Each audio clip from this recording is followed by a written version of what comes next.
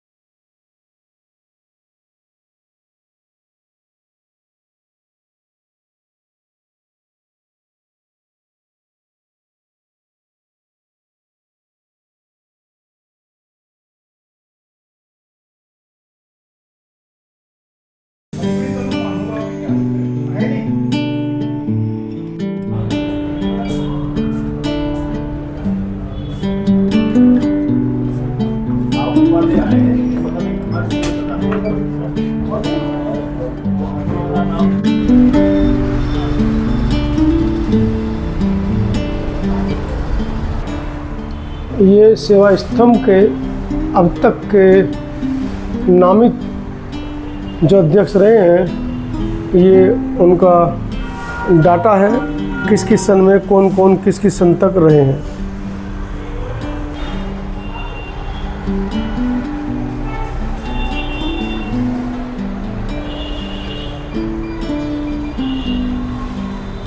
ये secretary general महासचिव की सूची है। आज सेवा स्तंभ की 49वीं कॉन्फ्रेंस हुई है। पूरे देश से लोग इकट्ठा हुए हैं दिल्ली के सेवा स्तंभ के प्रधान कार्यालय पर, और मेरे साथ ये पूरी वो टीम है जिस टीम ने अभी चुनाव किया है और नई जो समिति है एडहोक पर समिति चुनी गई है। सर पहले परिचय दे बोलो।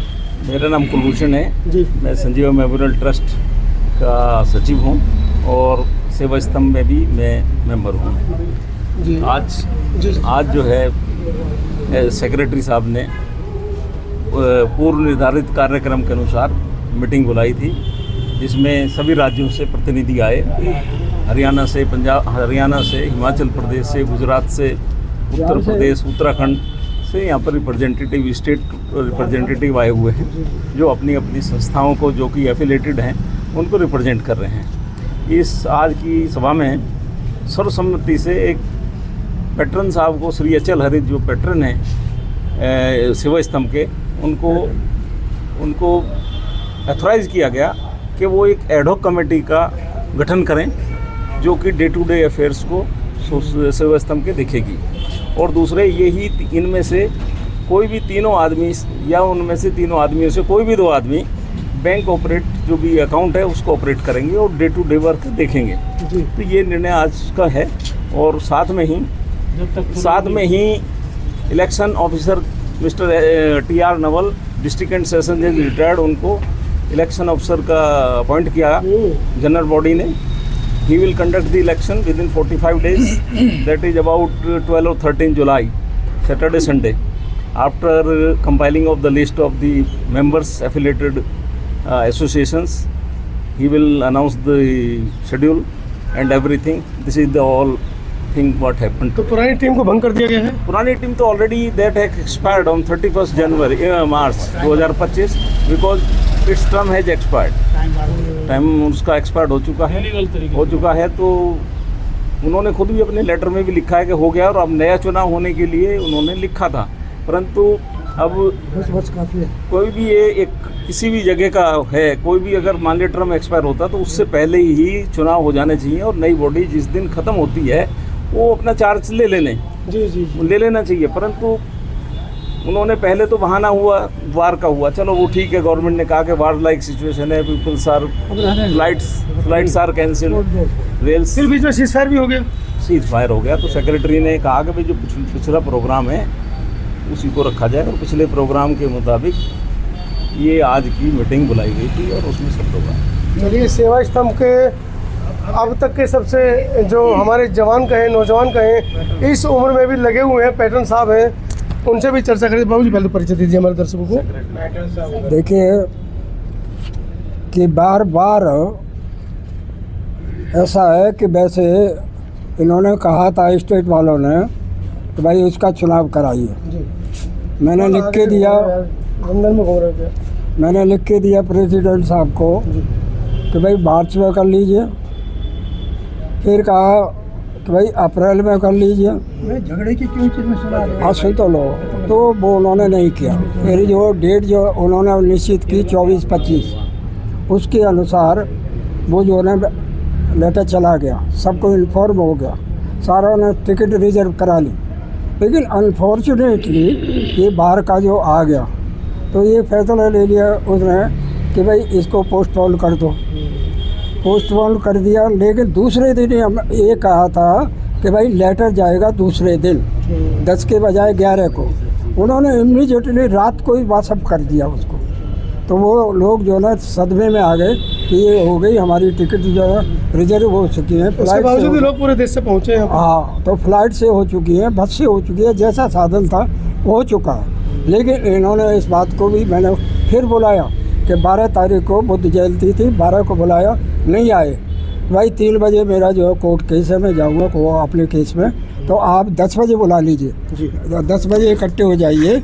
12 तारीख को नहीं आए, 13 को नहीं आए, फिर 13 को नहीं आए, तो 14 को मुझे जाना था कहीं बाहर, और मैंने लिख के दिया। नहीं आए तो 10 बजे मैंने बुला लो, नहीं आए।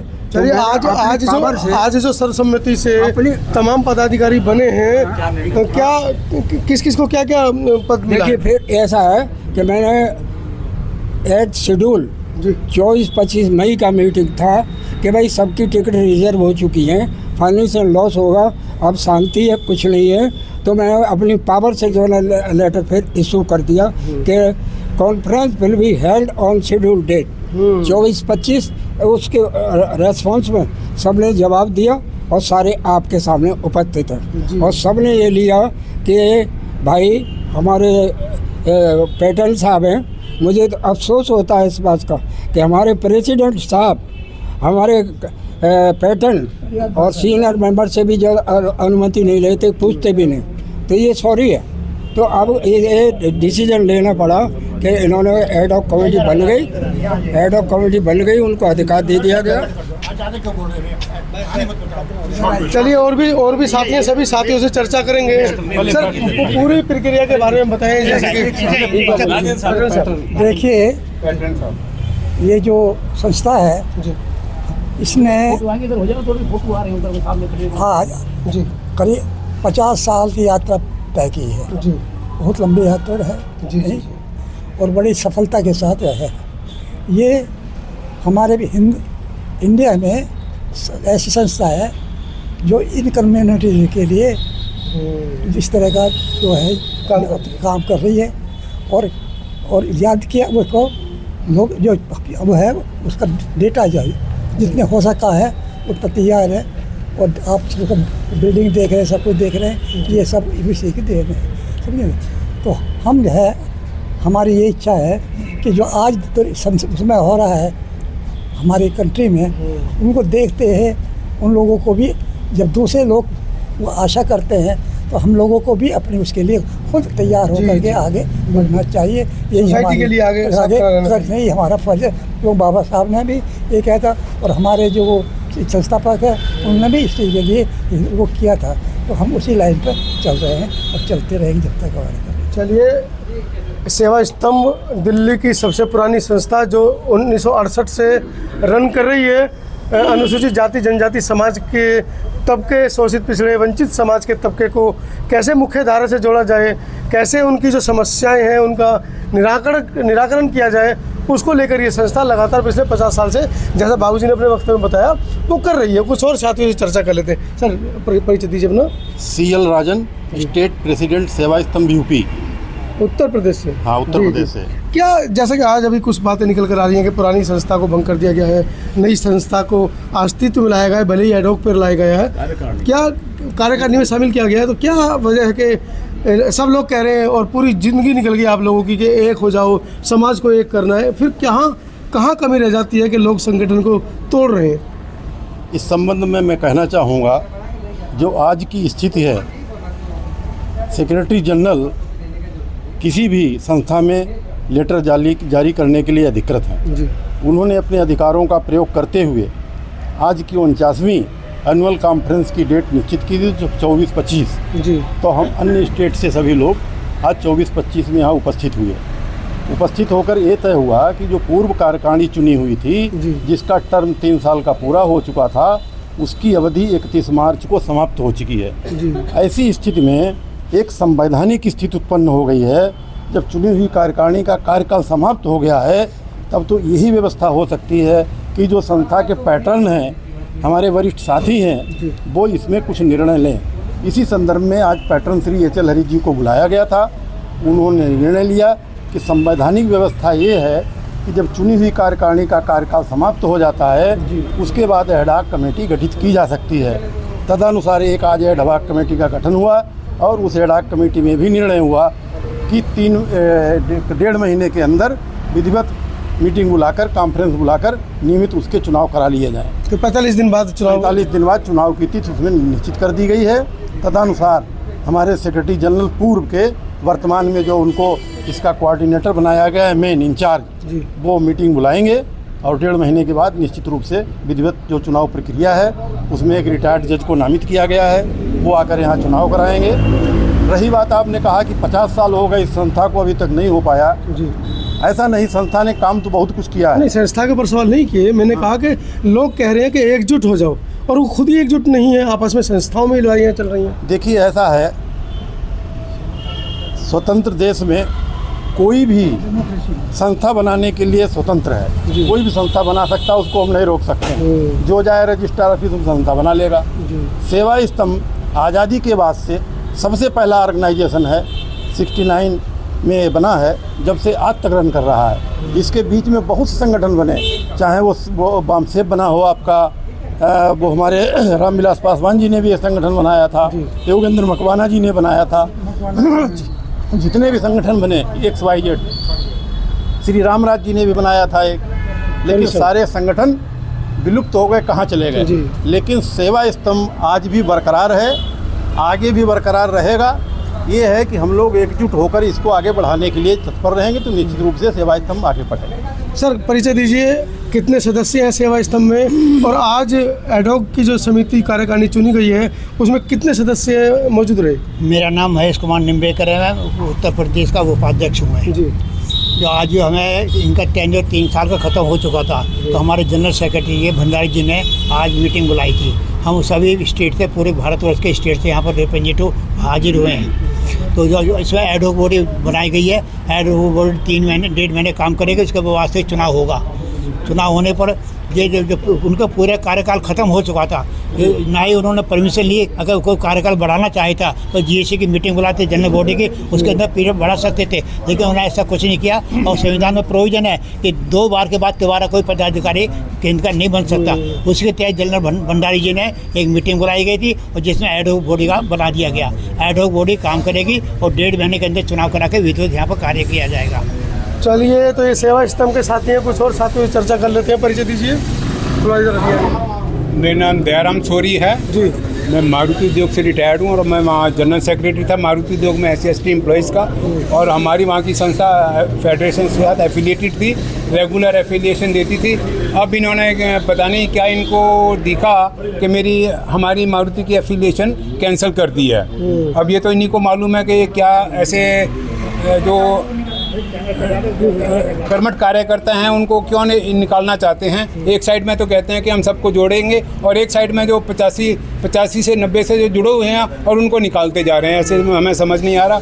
और पहले संगीता राव जी थे, वो मुझे इतना बोलते थे कि सॉरी साहब आप आइए, संस्था से जुड़िए, आप इसमें काम करिए क्योंकि आप जैसे लोगों की ज़रूरत है। लेकिन उस समय मैं अपनी संस्था चला रहा था, सर्विस में भी था, मैं इसलिए टाइम नहीं दे सकता था। अब मुझे टाइम मिला है तो और मैं यहाँ आया हूँ और मैंने वाकई में देखा है जो पहले काम होता था, जो संगीता राव जी काम करते थे, आज ये संस्था उस स्तर पर नहीं है, बिल्कुल नीचे धरातल में चली गई है। धरातल में भी क्या, उससे भी नीचे चली गई है। क्योंकि अगर अब हिसाब देखा जाएगा पिछले 3 साल का, 6 साल का, 4 साल का कोई काम नहीं हुआ, किसी की कोई समस्या नहीं उठी। इसीलिए ये फटाफट जब इस बॉडी का टर्म भी ख़त्म हो गया था तो फटाफट से ये कॉन्स्टिट्यूशनल जो वो प्रॉब्लम आई थी तो इसको देखते हुए अब ये डिसाइड किया गया कि एडॉक बॉडी बना के फटाफट एक नई, जो अच्छे लोग हैं, जो काम करना चाहते हैं, जिनके मन में समाज के लिए चिंता है, जिनके शरीर के जिनको लगता है कि हाँ भाई समाज के लिए कोई काम होना चाहिए, ऐसे लोगों को आगे लाया जाएगा। और वो ये तो चुनाव की प्रक्रिया से आएगा, लोग जिसको चाहेंगे जिसमें देखेंगे। लेकिन हाँ ऐसा है कि अब डेफिनेटली ऐसी बॉडी आएगी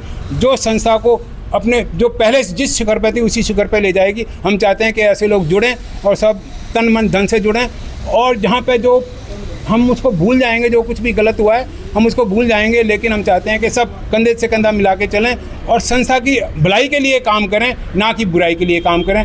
और वैसे जो संस्था का कानून है कि भाई 2 टर्म के बाद में इसको छोड़ देना चाहिए, तो उन लोगों को अपने आप इस बात का संज्ञान लेना चाहिए कि भाई हमने जो कुछ कर लिया बहुत है, अब आगे यंग पीढ़ी आ रही है उसको भी हम दें। और दूसरी बात ये है कि एक फील्ड में हमारे जैसे कोषाध्यक्ष हैं, वो तो काफ़ी साल से हैं, 15-20 साल से हैं, उनको ऐसा समझ नहीं आ रहा कि उनको क्यों रखा हुआ है, जबकि कोषाध्यक्ष तो हर 3 साल में बदलना चाहिए, जिससे पता लगे कि भाई संस्था की आय व्यय क्या है, क्योंकि वो उसका खर्चा भी एग्जीक्यूटिव बॉडी में नहीं आ रहा। तो इसलिए लोगों की ये इच्छा थी कि अब एक ऐसी बॉडी चुनी जाए जो ट्रांसपेरेंट हो और जो संस्था की बात को लोगों के बीच में रख सके और लोगों की समस्याओं को आगे ले जा सके। इसलिए आज ये बैठक बुलाई गई है और ये अच्छा हुआ है कि इन्होंने ज़्यादा समय नहीं लिया, 45 दिन का ही समय दिया है। ये बहुत अच्छी बात है कि संस्था का पहले होता था कि इलेक्शन ऑफिसर डिसाइड नहीं होता था, आज तो इन्होंने एडॉक बॉडी ने अच्छा कर दिया कि एक इलेक्शन ऑफिसर भी आज ही नियुक्त कर दिया है, वो अपनी कार्रवाई चलाएंगे। तो अब हमें लगता है कि चुनाव जो है निष्पक्ष होंगे और उसमें सभी की भागीदारी होगी। जो संस्थाएं रह गई हैं, एफिलिएट नहीं हुई, मुझे लगता है कि उनको मौका मिलेगा एफिलिएशन रिन्यू कराने का, संस्था के साथ जुड़ने का और आगे अपने आप को इसके साथ कंधे से कंधा मिला के चलने का। बिल्कुल, चलिए सबको साथ लेकर चलना है, सबको मिलकर चलना है, ये भावना है, अच्छी भावना है। आपको बड़ा पद मिला है, महासचिव पद आपको दिया गया है। धन्यवाद आपको समता आवाज वालों को, जो कि ऐसी गर्मी में दलित समाज के एक फेडरेशन के बारे में आए, हमारी न्यूज ऊपर पहुंचाएंगे। हमारे साथियों ने सब कुछ बता दिया है। हमारे पैटर्न बैठे पुराने हमारे संरक्षक हैं, जनरल सेक्रेटरी हैं। जो भी तय किया, जो विवाद हुआ आज ये क्यों हुआ, 2/4/2025 को हमारे जो आपकी रणनीति क्या रहेगी, छोड़ दीजिए। हमारी रणनीति ये रहेगी, जो पुराने पदाधिकारी है वो हटेंगे, अडाक बॉडी बन गई है, अडाक बॉडी काम करेगी, 45 दिन में चुनाव होंगे। प्रमुखता क्या रहेगी आपकी? प्रमुखता ये रहेगी, ईमानदार आदमी रहेंगे। कोषाध्यक्ष हमारा कम से कम 30-35 साल से है, उसका गबन का बहुत बड़ा काम है, जो कि हम इंक्वायरी कल करके उसका काबिल रिपोर्ट तय रिपोर्ट करने जा रहे हैं। तो पहले तो हम बैंक में जाकर उनको केस बंद कराएंगे, कुछ पैसे नहीं निकालें। और जो कार्रवाई अटैक बनी है ये हम अपने बदनगर रजिस्ट्रार को भी देंगे और ये उसको भेजेंगे अध्यक्ष को भी। और ये कार्रवाई करेगी अडाक बॉडी और 45 दिन में चुनाव करेगी, जो चुन के आएंगे वो कार्य करेंगे। क्या कार्य है, मुख्य कार्य क्या है? आपका क्या एजेंडा रहेगा? हमारा एजेंडा है, जो समाज के आजकल बात चल रही है, जैसे अभी मणिपुर का कांड हुआ था, मणिपुर के कांड में हमारी जैसे मेन हमारी ये यूनिट है सेंटर की, ये लेटर लिखती है, फिर हमारे राज्यों के लेटर लिखते हैं राष्ट्रपति को, प्रधानमंत्री को, भाई दलित समाज को, समाज पर अत्याचारों को रोका जाए। जैसे अब यूपी में हुआ है, यूपी में गुंडा राज हो रहा है पुलिस का, क्योंकि उसमें दलित की बहन बेटियों के साथ अत्याचार हो रहे हैं, किसी को नंगा पीटा जा रहा है, किसी को बारात में घोड़ी पर नहीं चढ़ने देते। इसके बारे में समाज संगठन होके संघर्ष करेगा और संविधान के अनुसार, उन डिमांड के अनुसार इस सरकार के खिलाफ लड़ेगा और यह सरकार को दबाव बनाएगा कि संविधान के अनुसार SC ST को जो कानून मिले हो उनके अनुसार सरकार चलाए। लेटर देते रहोगे? 125 दिन हो गए आपके लोगों को वहाँ बैठे हुए बोधगया में। बोधगया में बैठे उसमें ग्रुप ये है क्योंकि जो गए बोधगया में उसके जो पैटर्न हमारे प्रधानमंत्री हैं विदेश जाते हैं, वो कहते हैं कि मैं गौतम बुद्ध की धरती से आया हूँ। जो फंड आता है वह आपको पत्रकार पता है, आदमियों को पता होगा, करोड़ों रुपए फंड आता है, वह ब्राह्मण बैठे हुए ब्राह्मण को बांट देते हैं। क्योंकि यहाँ ये बुद्धों का ही देश था, आज वो खत्म हो गया। आज मेन जहाँ हमारे गौतम बुद्ध जी ने ज्ञान प्राप्त किया बुद्ध गया, उस पर संघर्ष हो रहा है। कम से कम 18-200 के हमारे बुद्ध वहाँ संघर्ष कर रहे हैं। 2-3 महीने हो गए, हम भी वहाँ गए थे, अभी कोई बात नहीं बनी है। प्रधान राष्ट्रपति को प्रधान लेटर दिया हमने, और वहाँ के मुख्यमंत्री बनने वाले हमारे वो लालू प्रसाद यादव के लड़के हैं, उनको भी, नीतीश को भी दिया था, परंतु ग्रुपबाजी हो रही है, वो अलग हो गए। वो कह रहे जब सरकार बनेगी, हमारी चुनाव है 2 महीने बाद, वही 2-3 महीने बाद में, तो इसको हम उद्धार करेंगे। बुद्ध गया का ट्रस्ट हम उनको दिए जाएंगे जो बुद्ध के अनुयायी हैं। चलिए पैटर्न साहब से एक बार और बात कर लेते हैं। पैटर्न साहब, कुछ लोग नाराज हैं, क्या कहना चाहेंगे उस पर? सेवा स्तंभ के मैं पहले ही कह चुका है जी कि मेरी ये होगा, मेरी ये है जी कि नाराजों को बुलाया जाए, मनाया जाए, नाराज लोगों को मनाया जाए। नहीं, किसी से भी इस तरह का नेगेटिव अप्रोच नहीं होनी चाहिए। हमेशा जब भी है इधर भी और उधर भी पॉजिटिव अप्रोच से बात करें और नेगेटिव अप्रोच को निकाल दें। मतलब मौका दिया जाए, सुधरने का दिया जाए। और अच्छा, हमारी मेरी यही है कि जो है उस तरह से होना चाहिए। जो नेगेटिव एलिमेंट है वो नहीं रहे, पॉजिटिव एलिमेंट को है और वो आगे बढ़ता रहे। और ये हमारे लिए नहीं बल्कि देश के लिए भी, क्योंकि हम भी पार्ट ऑफ द कंट्री, हम अलग नहीं है, उसी के पार्ट है। हम औरों से बैकवर्ड ज़्यादा है, हमारी जिम्मेदारी ज़्यादा है अपनी सोसाइटी के लिए, समझिए ना, हमारी वह है। इसलिए बार ये चलिए चलते चलते क्या संदेश देंगे पूरे देश को? पूरा देश, क्योंकि सेवा स्तंभ सबसे पहला संगठन मुझे ऐसा लगता है 60 के दशक से काम करता हुआ आ रहा है, तो क्या संदेश देना चाहेंगे? संदेश तो यूनिटी का देंगे। वो यूनिटी इज़ द स्ट्रेंथ। बाबा साहब ने भी संगठित रहो, शिक्षित बनो और संघर्ष करो की नारा दिया था। तो जो संगठन है वो भी एक पॉजिटिव वे से और कंबाइंडली काम करें, सब मिलजुल के काम करें। और जो उसमें पदाधिकारी बैठे हैं उनको भी एक ये सोच कर चलना ही चाहिए कि हम एक बड़े कार्य करने के लिए आए हैं, हम सिर्फ कुर्सी के लिए नहीं आए हैं। तो इस तरह की अप्रोच होनी चाहिए। मेरा तो सभी संगठनों से और अपने समाज से सिर्फ यही कहना है कि सबसे पहले तो हम जो भी लोग हैं दलित समाज से या पिछड़े वर्गों से, अपनी संस्थाओं पे विश्वास करें। बिल्कुल। और विश्वास करने के बाद हम उन पे भी विश्वास करें जिनको हमने बैठाया है। दूसरी चीज़ ये, जिनको बैठाया वो ये विश्वास करें कि जो इलेक्ट्रोड है जिन्हें हमें बैठाया कि हम उनके भलाई के लिए कार्य करें और उसके लिए समर्पित रहें। अपना पर्सनल नहीं होना चाहिए उसमें। तो इस भावना से अगर हम काम करेंगे तो समाज का कुछ हित होगा। जो बाबा साहब का जो सपना था हम उसको आगे बढ़ाने की कोशिश करें। मेरे साथ उत्तम सिंह जी, लगातार हर मंच पर आप इनको देखते हैं, दिल्ली के हर मंच को ये शेयर करते हैं, क्या कहना आज के दिन पर?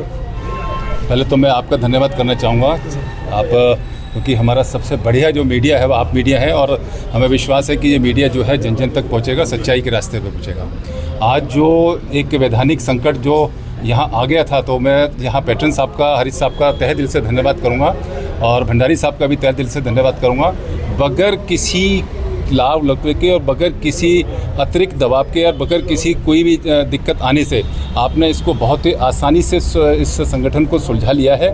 इस समस्या का समाधान निकाल के एडहॉक कमेटी बनाई है और एडहॉक कमेटी जो है अब इसका देशव्यापी जो कार्यक्रम है उस पर विचार विमर्श करके आगे के कार्यक्रम करेगी। चलिए, तो ये पूरी टीम जिससे मैं आपकी चर्चा करा रहा था, अखिल भारतीय अनुसूचित जाति जनजाति पिछड़ा वर्ग एवं अल्पसंख्यक कर्मचारी कल्याण एसोसिएशन, जिसको सेवा स्तंभ कहते हैं, सेवा स्तंभ भवन में हम हैं और आज 24 मई है, 49वां एनुअल कार्यक्रम जो है सफल हुआ है और एक बड़ी बेहतरीन टीम इन्होंने बनाई है एडहॉक, चाहे वो एडहॉक पे सही, और हो सकता है कि जब 45 दिन बाद चुनाव हो तो जो एडहॉक पे चुनी हुई टीम है वो यहाँ पर आगे के लिए कंफर्म कर दी जाए, बढ़ा दी जाए। ऐसा लोगों का मानना भी हो सकता है कि हम चुनाव लड़ेंगे और जीत कर भी आएंगे।